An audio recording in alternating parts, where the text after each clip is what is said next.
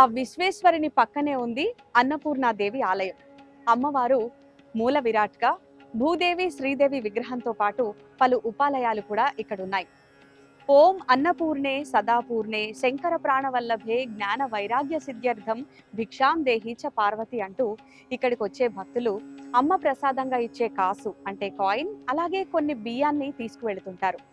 ఆ బియ్యాన్ని తాము రోజు ఉపయోగించే బియ్యం బస్తాలు కలిపితే తమ జీవితకాలం ఇంట్లో అన్నానికి లోటు ఉండదనేది గట్టి విశ్వాసం.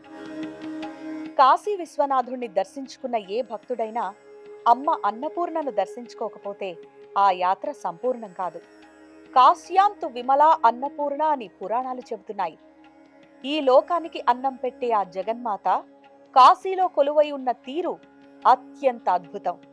ఒకసారి శివపార్వతుల మధ్య ప్రకృతి పురుష చర్చ జరిగింది. ఈ ప్రపంచమంతా మాయా అని శివుడంటే ఆహారం కూడా మాయేనా అని పార్వతీదేవి ప్రశ్నించింది.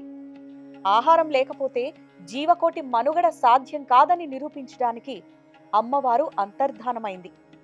అప్పుడు ప్రపంచమంతా కరువేర్పడింది. చివరకు పరమశివుడు కూడా ఆకలితో అలమటించి కాశీలో భిక్షాపాత్ర పట్టి అమ్మవారిని ప్రార్థించాడు.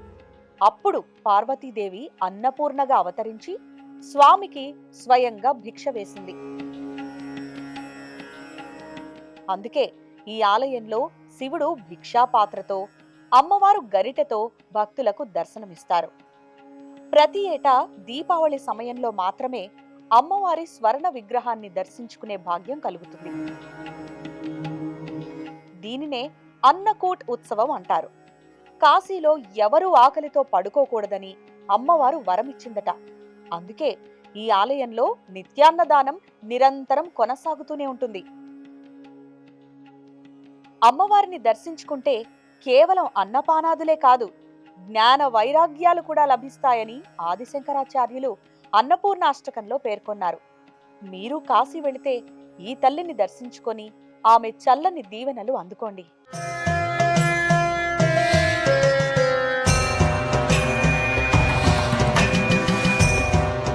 కాశీ క్షేత్రం అనగానే మనకు విశ్వనాథుడు, అన్నపూర్ణమ్మ గుర్తుకొస్తారు. కానీ ఈ పుణ్యక్షేత్రంలో అత్యంత శక్తివంతమైన మరో రూపం ఉంది. అదే విశాలాక్షీదేవి. మణికర్ణికా ఘాట్ సమీపంలో వెలసిన ఈ తల్లి కాశీకి రక్షక కవచంలా నిలుస్తుంది. ఇది అష్టాదశ శక్తిపీఠాల్లో ఒకటి. సతీదేవి చెవి కుండలం ఇక్కడ పడటంతో ఈ స్థలం శక్తిపీఠంగా ప్రసిద్ధి చెందింది. అయితే ఈ ఆలయంలో మొదట అర్చనామూర్తిని, ఆ తర్వాత వెనక భాగంలోని స్వయంభూమూర్తిని దర్శించుకోవాలి. ఓం కాశీ విశాలాక్షియై నమః. దక్షయజ్ఞం తరువాత సతీదేవి వియోగంతో శివుడు ఆవేశంతో ఊగిపోతున్నప్పుడు విష్ణుమూర్తి తన సుదర్శన చక్రంతో సతీదేవి శరీరాన్ని ఖండించాడు. ఆ శరీర భాగాలు పడిన చోటల్లా శక్తిపీఠాలు వెలిశాయి. ఇక్కడ సతీదేవి కుడికన్ను పడిందని పురాణాలు చెబుతున్నాయి. విశాలమైన కన్నులు కలది కాబట్టి ఆమె విశాలాక్షి అయ్యింది. ఈమెను దర్శించుకుంటే ఆధ్యాత్మిక దృష్టి లభిస్తుందని భక్తుల నమ్మకం.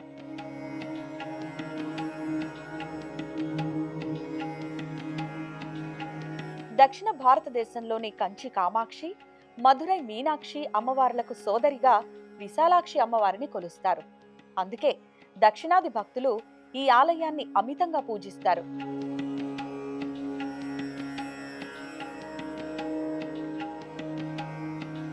ఇక్కడ గర్భాలయంలో ప్రస్తుతం పూజలు అందుకుంటున్న విగ్రహం వెనుక పురాతనమైన ఆది విశాలాక్షి విగ్రహం కూడా ఉంటుంది.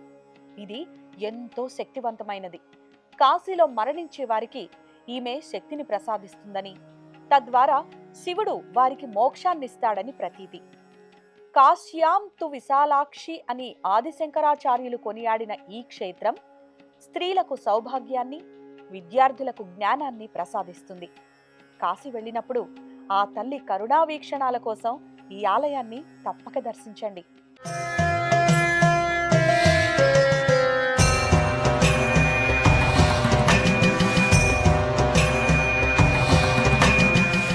కాశీ క్షేత్రంలో ఎన్నో రహస్యాలు, మరెన్నో శక్తివంతమైన ఆలయాలున్నాయి. కానీ వాటన్నింటిలోకి అత్యంత రహస్యమైనది, విశిష్టమైనది వారాహిదేవి ఆలయం. ఈ ఆలయం చాలా తక్కువ సమయం మాత్రమే తెరుస్తారు. ఉదయం 7:30 గంటల నుంచి 9:30 వరకు మాత్రమే దర్శనం. కాబట్టి ఇక్కడికి వచ్చే భక్తులు వేకువనే బ్రహ్మ ముహూర్తంలో గంగలో మునక వేసి క్యూ లైన్లలో బారులు తీరుతారు. పౌరాణిక గాథ ప్రకారం చూస్తే రాత్రిళ్ళు అమ్మవారు క్షేత్రాన్ని చుట్టి భక్తులను రక్షిస్తారని చెప్తారు. అమ్మవారి ఉగ్రరూపం కారణంగా పూజ పూర్తవగానే ద్వారాలు మూసేస్తారు. అయితే డైరెక్ట్ గా దర్శనం సాధ్యం కాకపోతే ఆలయం మొదటి అంతస్తులోని చిన్న రంధ్రాలున్నటువంటి కిటికీ ద్వారా అమ్మవారిని దర్శించుకుంటారు భక్తులు. అద్భుతం కదా. ఓం నమో వారాహి దేవ్యై నమః. ఈమెను కాశీ నగరానికి గ్రామ దేవతగా భక్తులు కొలుస్తారు. పురాణాల ప్రకారం వారాహిదేవి సప్త మాతృకలలో ఒకరు. వరాహ ముఖంతో 8 చేతులతో భయంకరంగాను, అదే సమయంలో భక్తుల పాలిట కల్పవల్లిగాను దర్శనమిస్తుంది. ఈ ఆలయం కేవలం తెల్లవారుజామున 4 గంటల నుండి ఉదయం 8 గంటల వరకు మాత్రమే తెరిచి ఉంటుంది. సూర్యోదయం తర్వాత ఈమెను దర్శించుకోవడం అసాధ్యం. అమ్మవారి విగ్రహం భూగర్భంలో ఉంటుంది. భక్తులు పైన ఉన్న 2 రంధ్రాల గుండా మాత్రమే కింద ఉన్న అమ్మవారి పాదాలను, ముఖాన్ని దర్శించుకోవాలి. వారాహి దేవిని దర్శించుకుంటే శత్రువుల నుండి విముక్తి కలుగుతుందని, కోర్టు కేసులు, భూ తగాదాలు తొలగిపోతాయని భక్తుల ప్రగాఢ విశ్వాసం. మీరు కూడా కాశీ వెళ్ళినప్పుడు తెల్లవారుజామునే నిద్రలేచి గంగా స్నానం ముగించుకొని ఈ శక్తి స్వరూపిణిని దర్శించుకోండి. ఆమె దీవెనలుంటే జీవితంలో ఎదురయ్యే ఎలాంటి అడ్డంకులైనా పటాపంచలవ్వాల్సిందే. ఇక వారాహి మాత ఆలయాన్ని ఆనుకొని ఉన్న ఈ ప్రదేశమే వారాహి ఘాట్. ప్రాచీన కాశీలో ఆధ్యాత్మిక శక్తికి ప్రతీకగా భావించే ఈ ఘాట్ తపస్సు, భక్తి, నమ్మకాలతో నిండిన పవిత్ర తీరం. ఇక్కడి నుంచి ప్రారంభమయ్యేటువంటి బోట్ రైడ్ ఒక సాధారణ ప్రయాణం మాత్రం కాదు. గంగ తీరాన ఉన్నటువంటి 84 ఘాట్లను కూడా వరుసగా దర్శించుకోవచ్చు. ప్రతి ఘాట్ ఒక చరిత్ర, ఒక దర్శనం, ఒక ఆత్మీయ అనుభూతి. ఇక గంగ ప్రవాహాన్ని అనుసరిస్తూ ముందుకు సాగుతూ ఉంటే మనసులో ఒక ప్రశాంతత వెదజల్లుతూ ఆధ్యాత్మికతతో కూడినటువంటి మానసిక ఉల్లాసాన్ని అందిస్తుంది. ఈ ప్రయాణం చూసేవారినే కాదు, అనుభవించే వారిని కూడా మార్చేస్తుంది.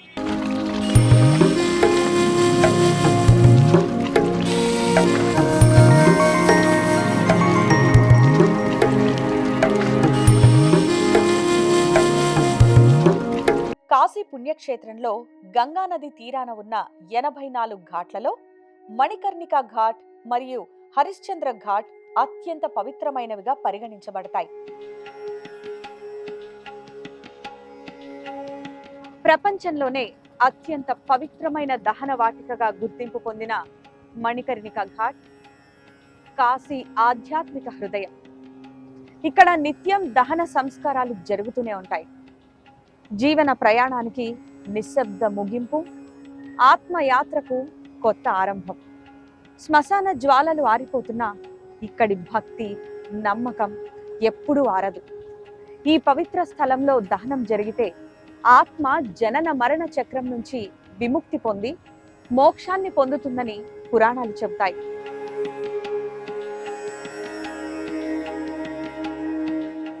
ఇక్కడి చితాగ్ని 1000 ఏళ్లుగా ఆరలేదు.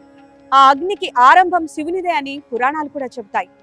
జీవితం, మరణం అనే చక్రాన్ని దాటి ఆత్మ శివ సాయుధ్యానికి చేరే ద్వారమే ఈ ఘాట్ అన్న విశ్వాసం ప్రజల్లో చాలా బలంగా నాటుకొనుంది. ఇక్కడికి వచ్చేవారు కన్నీళ్లతో కాదు, భయరహిత నిశ్చలతతో తమ ప్రియులను శివుడి పాదాలకు అప్పగిస్తారు. మరణం ఇక్కడ అంతం కాదు, శాశ్వత యాత్ర ఆరంభం. అందుకే మణికర్ణిక వద్ద భూమ్ర రేఖలు ఎగిసి పడుతున్నా కూడా అంతరంగంలో మాత్రం శాంతి మాత్రమే పరవళ్లు తొక్కుతుంది. ఈ ఘాట్ కేవలం దహన వాటిక కాదు, జీవితం అనే ప్రశ్నకు శివుడిచ్చిన సమాధానం. పురాణాల ప్రకారం పార్వతీదేవి మణికర్ణిక అంటే చెవిపోగు ఇక్కడ పడిపోయింది. శివుడు స్వయంగా ఇక్కడ మరణించే వారి చెవిలో తారక మంత్రాన్ని ఉపదేశించి మోక్షాన్ని ప్రసాదిస్తాడని ప్రతీతి. ఇక్కడి చక్ర పుష్కరిణి కుండం విష్ణుమూర్తి తన చక్రంతో తవ్వినదని చెబుతారు. సత్య హరిశ్చంద్ర మహారాజు తన సత్యనిష్ట కోసం కాటికాపరిగా ఇక్కడే పనిచేశాడని పురాణాలు చెబుతున్నాయి. తన కుమారుడైన లోహితాస్యుని అంత్యక్రియల కోసం భార్య చంద్రమతి నుండి పన్ను వసూలు చేసి సత్యవ్రతాన్ని కాపాడిన పవిత్ర స్థలం ఇది. ఇక్కడ దహనం జరిగితే నేరుగా స్వర్గప్రాప్తి కలుగుతుందని భక్తులు నమ్ముతారు. ఈ 2 ఘాట్లు జీవితం యొక్క అంతిమ సత్యాన్ని, వైరాగ్యాన్ని మరియు మోక్ష మార్గాన్ని చాటి చెబుతాయి.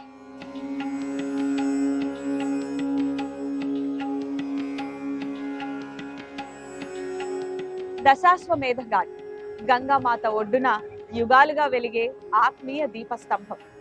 ఇక్కడ ప్రతి రాయి, ప్రతి అల చరిత్రల్ని, కథలను మౌనంగా మోస్తాయి. సాయంత్రం ఆరతి మొదలయ్యే వేళ వెండి దీపాల వెలుగు గంగా నీటిపై నర్తిస్తూ దేవోపాసనను స్వర్ణ కిరణాల్లా పరుచుతుంది. ఇక ఘంటికల నాదం గగనాన్నే శుద్ధి చేస్తుంది. పూజారుల సమన్వయ కదలికలు భక్తి యొక్క సాక్షాత్కార రూపం. అప్పుడు మనసులో ఒక తెలియని ప్రశాంతత కలుగుతుంది. ఇక జీవితం ఎంత పెద్దదో, మనం అందులో ఎంత చిన్నవారమో అర్థమవుతుంది. ఇటు కళ్ళల్లో భక్తి, హృదయంలో కృతజ్ఞత, ఆత్మలో వెలుగు. అదే దశాశ్వమేధ ఘాట్ అనుభవం. ఇది చూడ్డానికి వస్తారు, కానీ అనుభవించాక మాత్రం మనసులో శాశ్వతంగా నిలిచిపోతుంది ఈ అనుభవం. ఎందుకంటే ఇది కేవలం ఆరతి కాదు, గంగ సాక్షిగా జరిగే ఒక దివ్య సంభాషణ.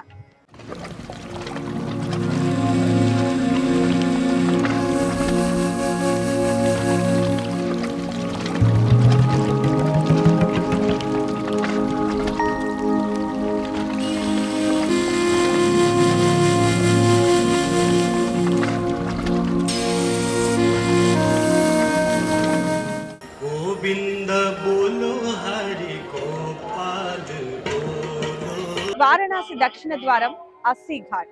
ఇక్కడ ఉదయం ఆరతి, సాయంత్రం ఆరతి 2 గంగా తీరాన జన్మించిన శాంతికి ప్రతిరూపాలు. సూర్యోదయపు స్వర్ణ కిరణాలు గంగా అలలపై చిందరవందరలాడుతుంటే పూజారుల చేతుల్లో వెలిగేటువంటి చిన్న దీపాలే మొదటి ఆశీర్వాదాలు. అవి కేవలం జ్యోతులు కాదు, రోజు ఆరంభమయ్యే ప్రతి మనసుకు ఇచ్చే నూతన ధైర్యం.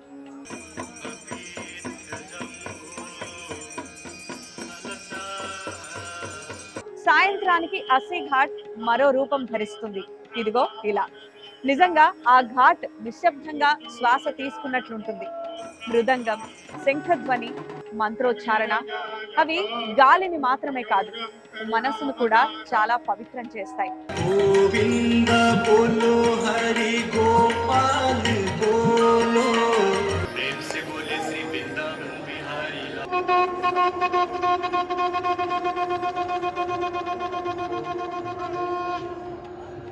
మరి ఇక్కడి ఆరతికి ఆర్భాటం తక్కువ, అనుభూతి ఎక్కువ.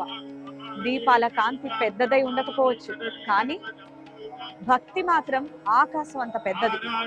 గంగా వైపు చూస్తూ నిలబడితే మనలోని అలజడి నెమ్మదిగా ప్రశాంతతగా మారుతుంది. ఆ క్షణం మనకే చెందుతుంది. జీవితాన్ని అతి దగ్గరగా అర్థం చేసుకునేటువంటి అవకాశం అవుతుంది ఇది.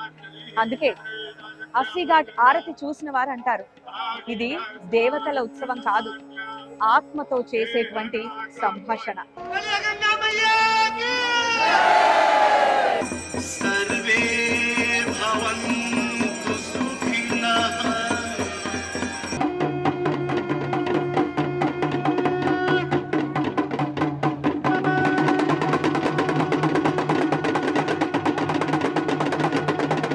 సాయంత్రం వేళ ఇక్కడ కొంత ప్రశాంతమైన వాతావరణంలో హారతి జరుగుతుంది. సూర్యాస్తమయం ఆధారంగా సమయాల్లో స్వల్ప మార్పులుంటాయి.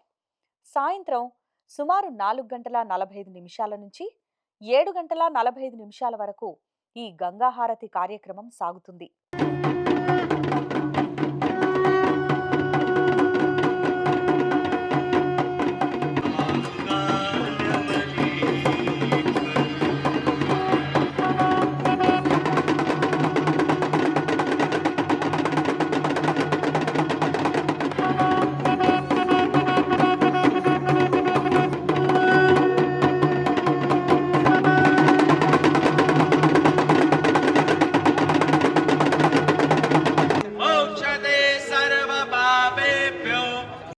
హారతిని సరిగ్గా చూడాలంటే కనీసం 1 గంట ముందుగానే ఘాట్కు చేరుకోవడం మంచిది.